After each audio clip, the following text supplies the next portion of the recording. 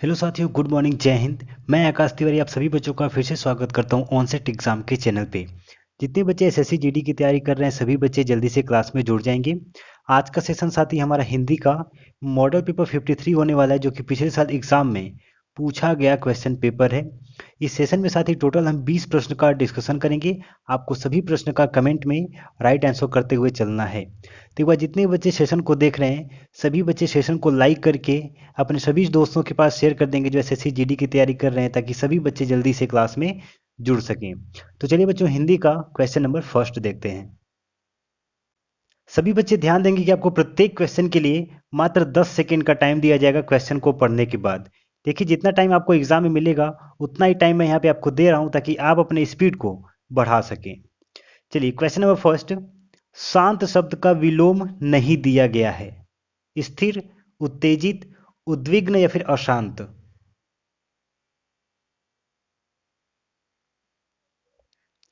शांत शब्द का विलोम उत्तेजित भी है, उद्विग्न भी है और शांत भी है। ऑप्शन नंबर ए आपका राइट आंसर हो जाएगा। शांत का विलोम शब्द स्थिर नहीं होता है। स्थिर किसका विलोम शब्द है बच्चे? तो अस्थिर हो जाएगा। किसका हो जाएगा? अस्थिर का विलोम शब्द है ये। स्क्रीनशॉट लेते जाएंगे या फिर कॉपी पेन लेके बैठेंगे, नोट करते रहेंगे। ठीक है बच्चे? देखिए, रिवीजन के बिना आपका सारा पढ़ा लिखा बेकार हो जाएगा, इसलिए रिवीजन करते रहिए। Question number two. घर में गंगा बहाना मुहावरे का सही अर्थ क्या होगा? निश्चल व्यक्ति होना, घर में सभी सुविधाएं होना, धार्मिक प्रवृत्ति होना या फिर रोज गंगा स्नान करना।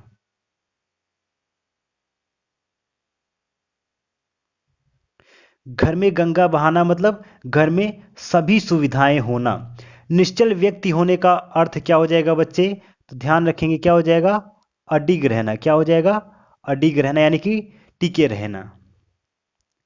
Question number three. निश्चय शब्द में कौन सी संधि है और संधि कितने प्रकार के होते हैं ये भी बताएंगे। गुण संधि, दीर्घ संधि, अयादि संधि या फिर विसर्ग संधि। देखिए, सबसे पहले निश्चय का संधि विच्छेद अगर आपसे पूछता है तो ये भी देख लीजिए। सबसे पहले अगर आपसे संधि पूछेगा तो आपको संधि विच्छेद करना पड़ेगा। तो क्या हो जाएगा? निह धन चय हो जाएगा। तो देखिए यहाँ पे स्वर और व्यंजन एक साथ मिल रहे हैं, तो कौन सी संधि हो जाएगी बच्चे? ऑप्शन नंबर डी हो जाएगा, विसर्ग संधि हो जाएगी। यहाँ पे आप नोट कर लें कि जब भी स्वर और व्यंजन एक साथ मिलेंगे तो आपका विसर्ग संधि हो जाएगा, ऑप्शन नंबर डी। और संधि कितने प्रकार की होती है सभी बच्चे कमेंट में करके बता देंगे। चलिए क्वेश्चन नंबर फोर। महाभारत के लेखक कौन हैं? वेद व्यास, महर्षि वाल्मीकि, विष्णु शर्मा या फिर इनमें से कोई नहीं।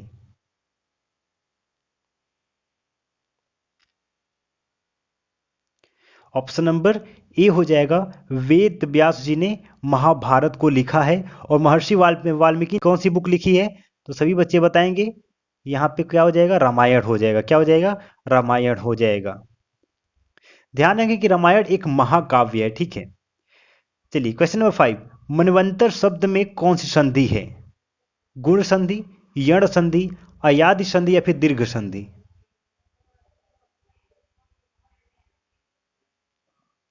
ऑप्शन नंबर बी हो जाएगा, यण संधि। एक बार सभी बच्चे सेशन को लाइक करके शेयर कर दीजिए। ठीक है बच्चे? एक बार जल्दी से लाइक कर दीजिए, लाइक करके सेशन को शेयर कर देंगे। Question number six. Internal India किसकी रचना है? भगवती चरण वर्मा, श्रीमती इंदिरा गांधी, मुंशी प्रेमचंद्र या फिर मैथिली शरण गुप्त।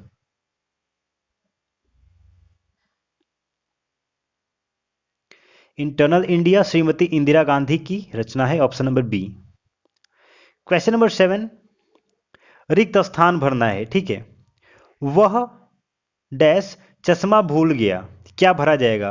वह किसका चश्मा भूल गया, वह क्या चश्मा भूल गया, वह कुछ चश्मा भूल गया, फिर वह अपना चश्मा भूल गया। देखिए, इसमें ऑप्शन नंबर डी हो जाएगा, वह अपना चश्मा भूल गया। Question number eight. उन्होंने बोल उठे, उपरोक्त वाक्य में त्रुटि पहचान कर शुद्ध वाक्य का चयन करें। उन्होंने बोल उठे यह गलत लिखा है, शुद्ध वाक्य क्या होगा? उन्होंने बोल उठे, देखिए ये गलत है आपका। वे ने बोल उठे, ये भी गलत है। उसने बोल उठे, ये भी गलत है। बचा क्या? ऑप्शन नंबर डी, वे बोल उठे is the right answer. Question number nine. Ramesh को जब उत्तर नहीं मिला, ध्यान रखेंगे ये पिछले साल एग्जाम में पूछा गया प्रश्न है। रमेश को जब उत्तर नहीं मिला तो वह दूसरी तरफ चला गया। वाक्य में प्रयुक्त उत्तर शब्द का अर्थ क्या है? ये उत्तर है ना, इसका अर्थ क्या है? अतीत, पिछला, उत्तर दिशा या फिर जवाब? बहुत ही आसान सा प्रश्न है, लेकिन इतना घुमा फिरा दिया है कि आप कंफ्यूज हो जाएंगे। देखिए, रमेश को जब उत्तर नहीं मिला तो वह दूसरी तरफ चला गया, यानी कि उसको जवाब नहीं मिला। ऑप्शन नंबर डी हो जाएगा। उसको जवाब नहीं मिला तो वह दूसरी तरफ चला गया। क्वेश्चन नंबर 10, जो कम बोलता है वाक्यांश के लिए एक शब्द क्या होगा? मितभाषी, अपभाषी, मृदुभाषी या फिर कटुभाषी?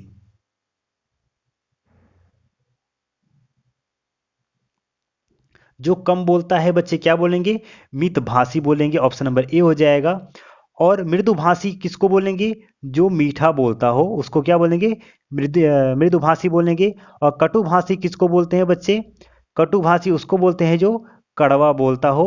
नोट कर लेंगे इसका, और या फिर स्क्रीनशॉट ले लेंगे। क्वेश्चन नंबर 11, तुम्हारे चले जाने से बहुत दुख हुआ। दुख शब्द के उचित पर्यायवाची शब्द का चयन करें, यानी कि दुख का पर्यायवाची क्या होगा? व्यथा, तापस, इप्सा या फिर बेसर?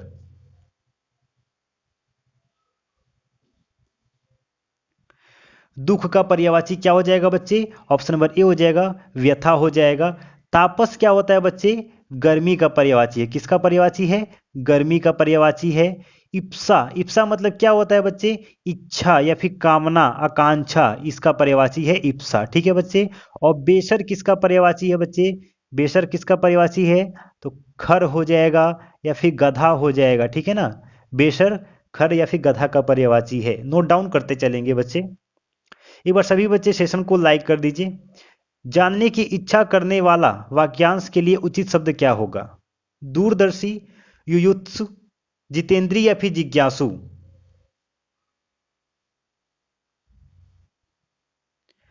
जानने की इच्छा करने वाला ऑप्शन नंबर डी हो जाएगा, जिज्ञासु हो जाएगा।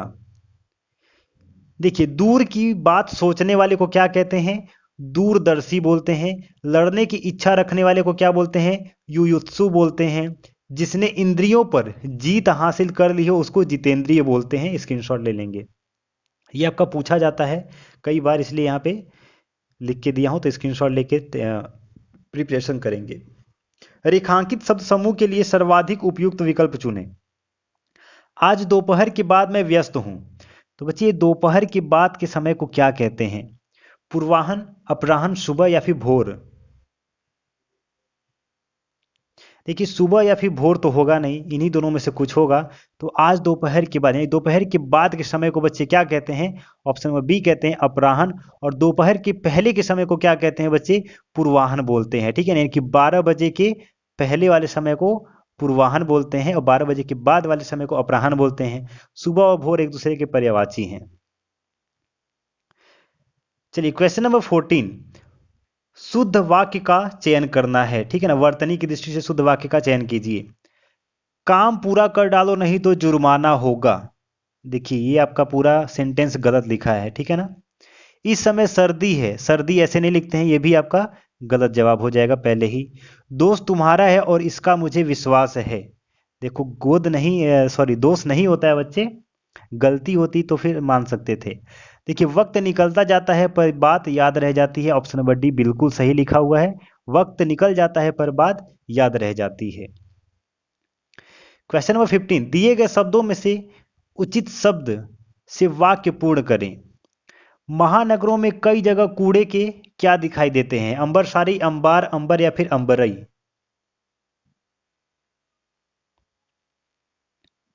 महानगरों में कई जगह कूड़े के क्या दिखाई देते हैं बच्चे? अंबार दिखाई देते हैं। ऑप्शन नंबर बी हो जाएगा। अंबर आपका आकाश गगन का पर्यायवाची है। अंबरी मतलब होता है क्या बच्चे? स्त्रियां होती है। क्या होती हैं? स्त्रियां होती हैं। स्क्रीनशॉट ले लेंगे। चलिए, क्वेश्चन नंबर 16, कौन सा शब्द लोहे का पर्यायवाची नहीं है? अयस, लाह, लौह या फिर आहन?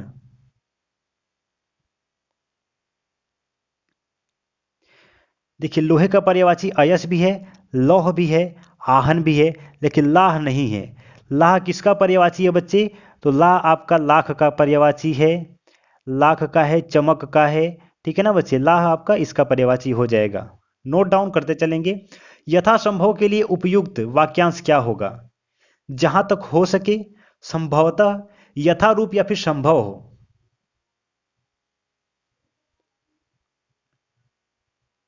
देखिए यथासंभव यानी कि जहां तक हो सके, यथासंभव इसको कहेंगे। संभवतः मतलब होता है मुमकिन होता है। क्या होता है? मुमकिन होता है। और यथारूप, यथारूप का बताएंगे क्या हो जाएगा? जो रूप के अनुसार हो। क्या हो?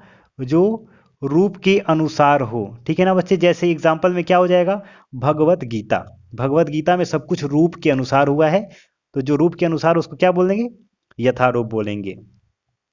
क्वेश्चन नंबर 18, इनमें से कौन सा अग्नि का पर्यायवाची नहीं है? अनल, अभंग, हुतासन या फिर पावक?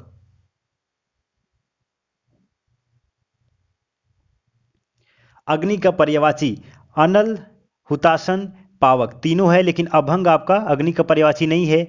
यह किसका पर्यायवाची है बच्चे? अभंग किसका पर्यायवाची है? तो ऑप्शन नंबर इसका हो जाएगा अटूट हो जाएगा, यानी कि जो टूटे ना उसको बोलेंगे अभंग, ठीक है ना बच्चे। अटूट का पर्यायवाची है ये। क्वेश्चन नंबर 19, निम्नलिखित में से कौन सा संबोधन कारक चिन्ह है? ये तो देखिए ऑप्शन पढ़ते ही आपका जवाब आना चाहिए। हो, से, अरे या फिर ने?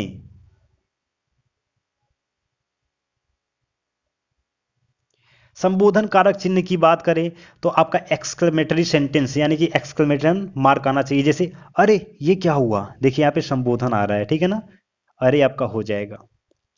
क्वेश्चन नंबर 20, आज का अंतिम प्रश्न। छात्राज्ञा का संधि विच्छेद करिए और छात्राज्ञा में कौन सी संधि है ये भी बताएंगे। छाधन आज्ञा, छात्राधन ज्ञा, छात्र धन आज्ञा या फिर कोई नहीं? और इस प्रश्न का आंसर जानने से पहले सभी बच्चे बताएंगे आपने 20 प्रश्न में से कितने प्रश्न का राइट आंसर किया है। सभी बच्चे कमेंट में बताएंगे सर मैंने 20 में से इतने प्रश्न का सही जवाब दिया है। छात्राज्ञा का संधि विच्छेद क्या हो जाएगा बच्चे? ऑप्शन नंबर सी हो जाएगा, छात्राधन या आज्ञा हो जाएगा। और छात्राज्ञा में कौन सी संधि है? तो याद रखेंगे बच्चे, यण संधि है। कौन सी संधि है? यण संधि है। सभी बच्चे चैनल को सब्सक्राइब करके रखेंगे। डेली यहाँ पे जीके और हिंदी का पिछले साल एग्जाम में पूछे गए प्रश्न का डिस्कशन कराया जाता है। मिलते हैं साथ ही नए सेशन में। जय हिंद, वंदे मातरम।